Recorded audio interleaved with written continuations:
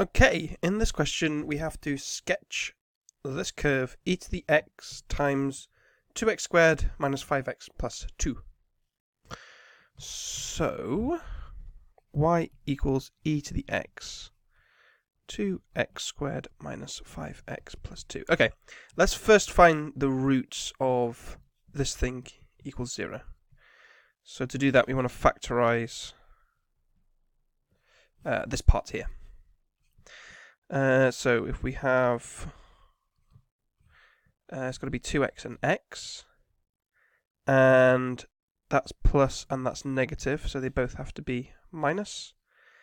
And if we make this 2 and this 1, I think that, yeah, that's right, so minus 4 minus 1 is minus 5. Okie doke. So the next thing we want to do, I think, is let's draw some axes. Draw a pair of axes. Now, sketching curves, I like to think of sketching curves as basically joining the dots. So why? We have 2 dots already. We have, when x is 2, we have y is 0.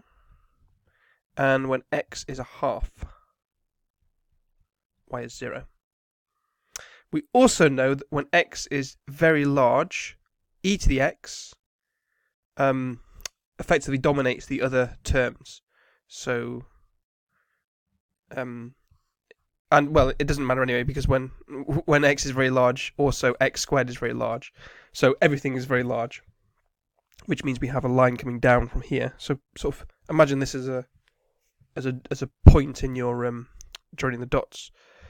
And this little bit here tells us what to do as x goes to negative infinity. X to the n e to the x goes to 0. So that means that we have something approaching either that or that. Okay, don't know which one yet. What else can we do? We can set x to be 0, and that gives us 2. Okay, we've almost got enough information here. I think the only other thing that we can do is figure out the turning points. So let's figure out the x value of the turning points. So we have y is equal to, I'll write out what y is again, sorry, it's 2x squared minus 5x plus 2. Right, so dy by dx, we're using the product rule. So we have the same thing again, which is when we differentiate the e to the x part, and then when we differentiate the polynomial, we get 4x minus 5. So in total this is e to the x, 2x squared minus x minus 3. And if we factorize this again, 2x minus 3 plus 1, I think works. Yeah, that works. Okay. So dy by dx is 0 when x is minus 1 or 3 over 2. 3 over 2. So minus 1 is somewhere here, and 3 over 2 is somewhere like this. Okay, now I could put these x values, so was it minus 1 and 3 over 2, into the original equation to find the y, but I think I've got enough information now. It goes up like this. We have a turning point on this line. It goes through this one. It must go through this one. We have a turning point here, goes through this one, and then kind of, I can't really make it join, goes off to infinity. I'm not very happy about that. Let me just, oops, along here, down, down. That's the turning point there, and then something like that. Okay, so you can see by just joining the dots and then finding the turning points, we can sketch this quite easily, actually. Okay, let's do the next bit. The next bit is, hence determine how many real values of x satisfy the equation this is equal to k in different cases that arise according to the value of k. So what this question is really asking, and this is something that comes up in A-level quite a lot as well, and GCSE to be honest, is what's the relationship between equations like this and lines crossing on a graph. So suppose you have something like, when you have two simultaneous equations, 2x plus y equals 3, x plus 6 equals 10, for example. We have a unique, these are two lines on a graph, and we have a unique point where they meet, which is the unique solution to this. I've missed out the 6y. It doesn't really matter. Now, you can think of these, instead of writing the equations like simultaneous equations like you do in your GCSE, you can write them in this kind of form. So like y equals, let's just choose some numbers, 2x plus 1, and y equals 4x minus 7, for example. So these are two of the lines.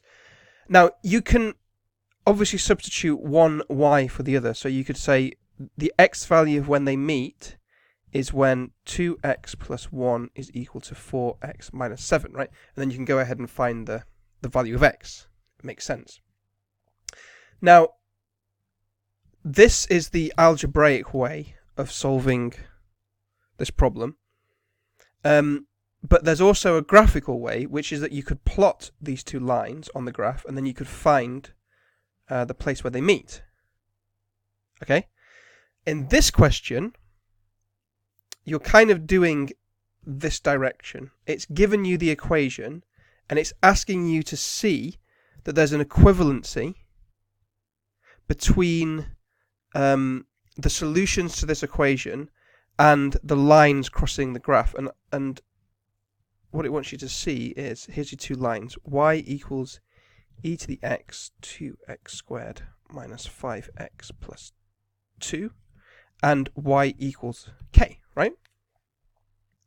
So the solution to this is the place where these two lines cross on the graph. Make sense? So if we were to just plot the line y equals k for a second, I'll do it in red, will do.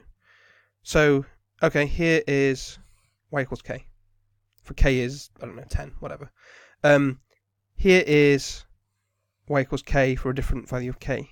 Here is y equals k for another, and so on and so on. So I can move this line up and down by changing the value of k. And the question says, hence determine how many real values of x satisfy the equation in the different cases that arise according to the value of k. Okay, so when k, for example, is all the way up here, there is one solution. Okay, when k is all the way down here, we have no solutions. And when k is exactly on this line, we have 2. When k is here, we have 3, and so on and so on. Does that make sense? Okay, so now what we have to do is we do actually have to find the y-coordinate of the turning points, because it's important for this part. So let's find out what the x-coordinates were. One of them was -1, so let's do that one first. So x is -1, y is e to the -1, 2 plus 5 plus 2. So that is 9 over e will do. So this here is 9 over e. The other one was x is equal to 3 over 2. There we go. X is equal to 3 over 2.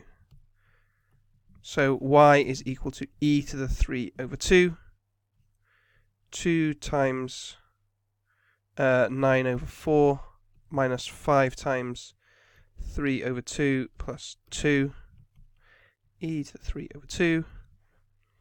9 over 2 minus 15 over 2 plus, right, that's 4 over 2. So e to the 3 over 2 times 9 minus 15 is 6 plus 4 is minus 2 over 2. So minus e to the 3 over 2. So that there is minus e to the 3 over 2. Okay, what next? Right, now we have to find our, well, for our values of k, how many solutions arise. So I'll record it down here.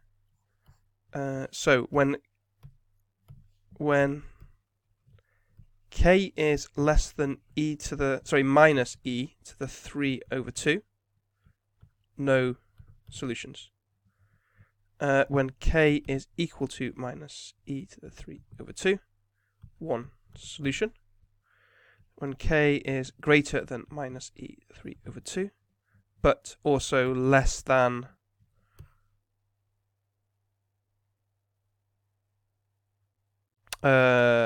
zero, we have two solutions. Yeah, that's like there, like these two solutions. When k is between 0 and 9 over e, we have three solutions. And when k is greater than 9 over e, we have one solution. And that's the final answer.